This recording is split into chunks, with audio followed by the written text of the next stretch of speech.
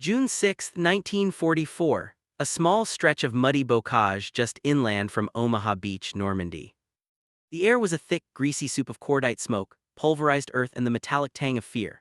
The morning light struggled to pierce the dense hedgerows, casting the world in a confusing, chaotic mosaic of shadow and sudden, brutal glare. Oberleutnant Karl Hess shielded his eyes, peering through the periscope of his Panther OSF. A tank. The monstrous machine, all angular German steel and terrifying potential, sat dug into a hidden position overlooking a narrow, rutted lane, a perfect ambush spot. Beside him, his loader, the young Jeffrater Hans, barely 18 and still smelling faintly of mother's soap, muttered a quick, nervous prayer as the rhythmic concussion of distant naval artillery shook the ground. "Ruhig, Hans," Karl said, his voice a low rumble, steadying the young man with the sheer force of his veteran calm. "Look what is coming." A column of American tanks, perhaps 24 strong, was lumbering down the road. They were a sight Karl had studied in countless reconnaissance reports, the M4 Sherman, the staple of the Allied armored force. Their silhouettes were high and boxy, their armor thinly angled, their main gun, a meager 75mm cannon, looked like a toy against the Tiger's 88. "The Americans have arrived," Karl announced over the intercom, a dry, almost dismissive chuckle in his voice. "And they brought their sewing machines." The crew laughed, a small, tense burst of release.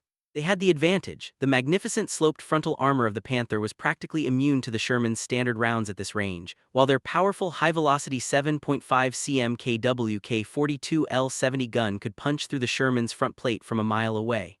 It wasn't a tank fight, it was a target practice. As the lead Sherman, a lieutenant's tank marked with fresh white invasion stripes, rumbled into the kill zone, Karl inhaled, his finger already tightening on the firing mechanism. The moment of its destruction was already a foregone conclusion, a simple mathematical certainty of physics and German engineering supremacy.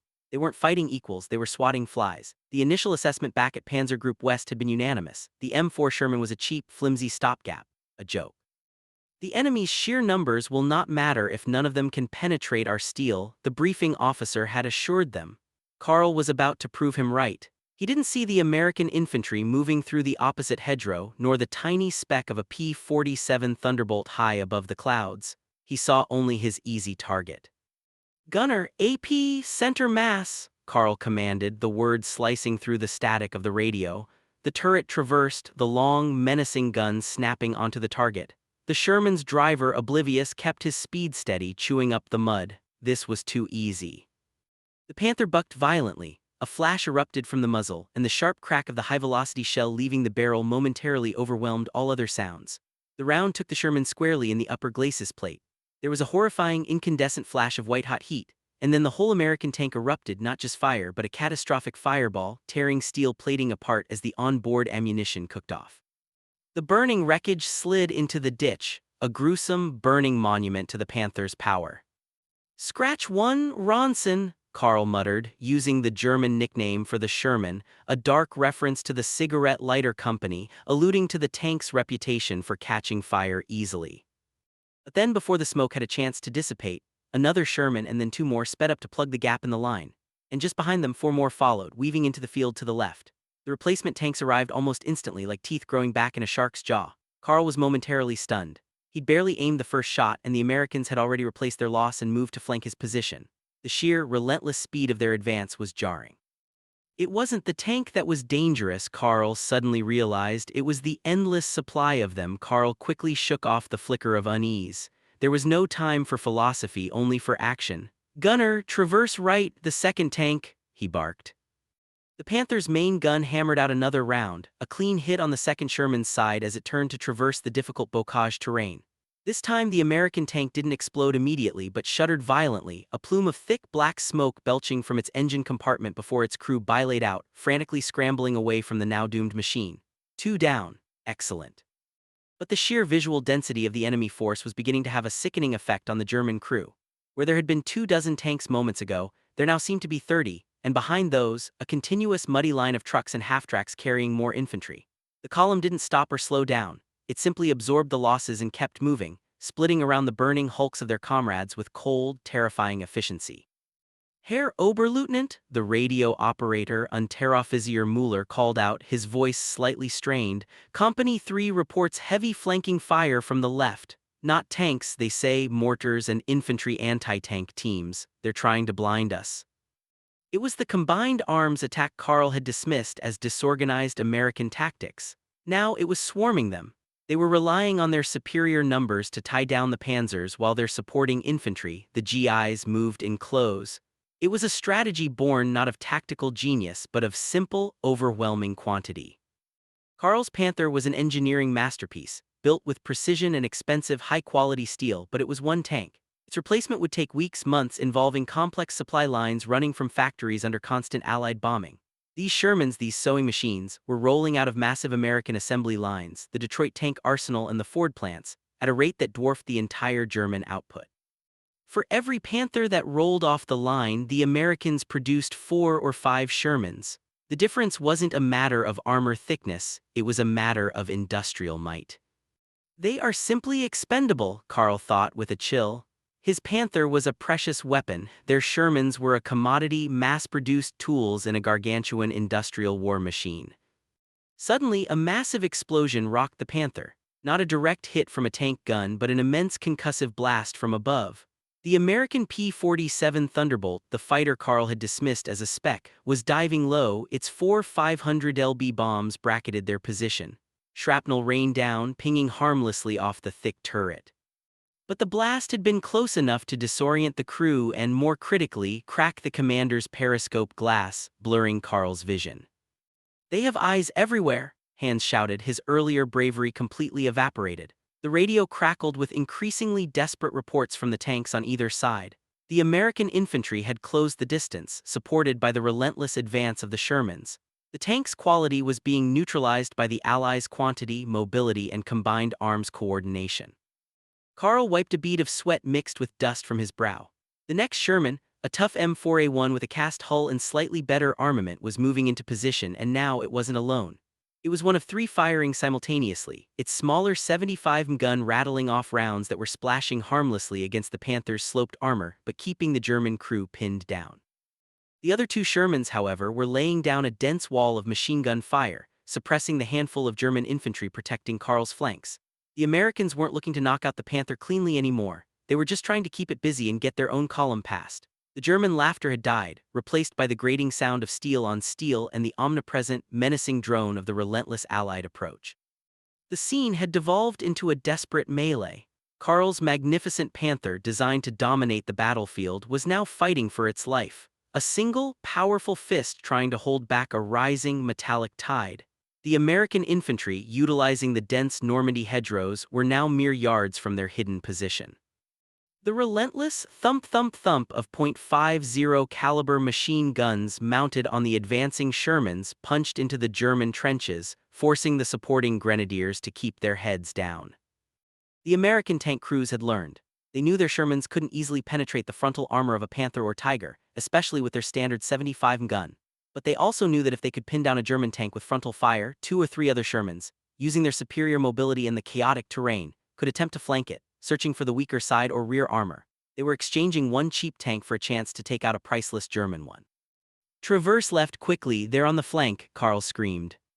As the heavy turret groaned, swinging the long barrel, a deafening blast tore into the Panther's track. It wasn't a shell, it was a PIAT round, a handheld anti-tank weapon fired by one of the American GIs who had snuck through the smoke and confusion. The track was shattered, the drive sprocket mangled. The Panther was now a 45-ton, immobile bunker. "We're hit, immobilized," Mueller yelled. A feeling of cold dread washed over Karl. The joke was fully on them now. Superior quality meant nothing if you couldn't move. A perfect tank, a technological marvel, was now a sitting duck. The American column, now almost entirely past their position, continued its advance, leaving 2 Shermans behind to deal with the crippled Panther.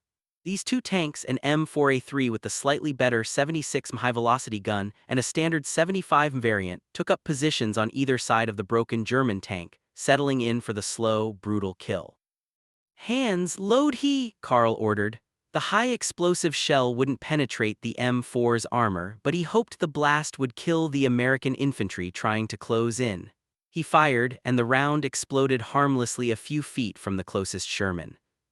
The 76mm Sherman, taking its time, maneuvered slightly to the rear, searching for the Panther's thinner rear turret armor. The German tank could still fight, its main gun operational, but the Americans had all the time in the world. They knew the Panther's location. They knew its vulnerability, and they knew that if they missed, there were 100 more Shermans behind them to take their place. Then the final inevitable blow came, a brilliant flash of light and a sound like a giant hammer striking steel. The 76th round had found the gap between the hull and the turret, a catastrophic hit that tore through the interior. Acrid smoke and roaring flames instantly filled the fighting compartment. The heat was unbearable. Bail out, Carl roared, already scrambling for his hatch. He flung the heavy hatch open and stumbled out onto the ruined deck of his tank, the sound of American machine gun fire forcing him to drop immediately into the mud. He saw his loader hands, his uniform smoldering, leap out of the main hatch just before a final massive internal explosion ripped through the Panther. The German supertank had been destroyed not by a single heroic shot, but by a methodical, relentless application of overwhelming force and attrition. As Carl and the remnants of his crew scrambled away, dodging incoming fire, he took one last look at the endless column of Shermans churning past. They were inferior, yes, but there were simply too many of them. The generals in Berlin and Paris had laughed at the M4 Sherman, convinced that their handful of superior tanks would win the day. But war wasn't a duel between champions. It was a matter of logistics, industry, and the brutal reality of an unending supply chain. The laughter was gone, replaced by the metallic thunder of a tide that could not be stopped. The year bled into 1945, and the relentless grinding pressure continued across the shattered landscapes of France, Belgium, and into the heart of the Reich itself. Generalfeldmarschall Walter Model, a man known for his grim tenacity, sat hunched over a situation map in a cold, temporary headquarters near the German-Dutch border. The room was sparsely furnished. The atmosphere, however, was heavy with the stench of defeat and stale pipe smoke. Model wasn't alone in his disillusionment. Across the table, General Hasso von Manteuffel, a respected Panzer commander, slowly traced the Allied advance with a red pencil. The lines didn't denote a clever maneuver or a risky flanking operation, they simply showed a slow, thick, and utterly unstoppable deluge of Allied forces. The intelligence reports for the past 6 weeks are consistent, Field Marshal, Manteuffel stated, his voice devoid of emotion. We destroyed 31 Shermans yesterday near Aachen. Our losses were 2 Tiger IIs and 3 Panthers, a favorable exchange ratio by the numbers. Model leaned back, running a tired hand across his close-cropped gray hair. A favorable exchange, he repeated, the words tasting like ash. Do the numbers account for the fact that the Americans replaced those 31 Shermans by nightfall? Do they account for the fact that we cannot replace 1 Tiger II in under 3 months? The strategic reality had finally pierced the initial professional arrogance. The German generals, initially blinded by the superior firepower of their heavy tanks, the Tiger, the Panther, the Ferdinand, had failed to grasp the scale of the American industrial power. They had planned a war based on quality, on the blitzkrieg ideal of a swift, decisive breakthrough using technologically superior, finely crafted weapons. The Americans, in contrast, were fighting a war of attrition and logistics. The M4 Sherman was indeed technically inferior. Its armor was thinner, its initial 75 gun lacked the punch to consistently defeat German heavy armor frontally, and its gasoline engine made it prone to catastrophic fires. The Ronson nickname was earned. But the Allied High Command, men like General George S. Patton, who often favored the Sherman's reliability and sheer speed, knew something the Germans didn't want to admit. War is about getting your fighting vehicles to the fight, keeping them running, and having 3 more ready to go when the first one blows up. The Sherman's advantages were insidious: mass production, reliability, and maintainability. Production: by the war's end, the U.S. had produced nearly 50,000 Shermans, more than all German tanks combined. Reliability: the Sherman's simple design and excellent engine life meant it spent less time in repair depots and more time on the front line, advancing. Maintainability: a Sherman could have its engines swapped in a muddy field in less than 2 hours. A disabled Panther often required massive, purpose-built German recovery vehicles and days of work if it could be recovered at all. This combination meant the Allied divisions kept their armored momentum. If a Tiger knocked out 3 Shermans, it had merely caused a temporary inconvenience. When the Tiger broke down, as they often did, being heavy, complex machines, the Allies simply bypassed it and carried on, leaving it to be destroyed by air power or infantry. They aren't even focused on killing our armor anymore, Manteuffel observed, his eyes scanning the map. They use their tanks to provide cover for their infantry and artillery. They simply overwhelm the flanks and rely on the close support nature of the Sherman. We are forced to commit our precious heavy tanks to defensive fire support against the infantry, wasting our superior guns on soft targets. Model slowly nodded. The battle was no longer a tactical debate decided by armor thickness. It was a strategic slaughter determined by the unfeeling churn of American factories. The laughter that had echoed through the Panzer divisions in 1944 had been silenced by the relentless, monotonous roar of 50,000 reliable engines. Their contempt for the weak Sherman had been their fatal flaw. They had underestimated the power of quantity to simply bury quality. Section 5, The Weight of Logistics and the Final Advance. The Allied advance, spearheaded by the overwhelming number of M4 Shermans, many now upgunned with the potent 76mm cannon and utilizing new high-penetration ammunition, continued its inexorable push across the Rhine and into the German heartland. By late March 1945, the war had become a matter of chasing down the last scattered, underfueled remnants of the once mighty German Panzer forces. Sergeant Frank Mack McKinley, tank commander of a late-model M4A3 E8 Sherman, nicknamed Easy 8, was idling his tank at the edge of a small, smoke-hazed village in Hesse. His crew, relaxed but vigilant, was brewing coffee on a field stove, a testament to the tank's operational downtime.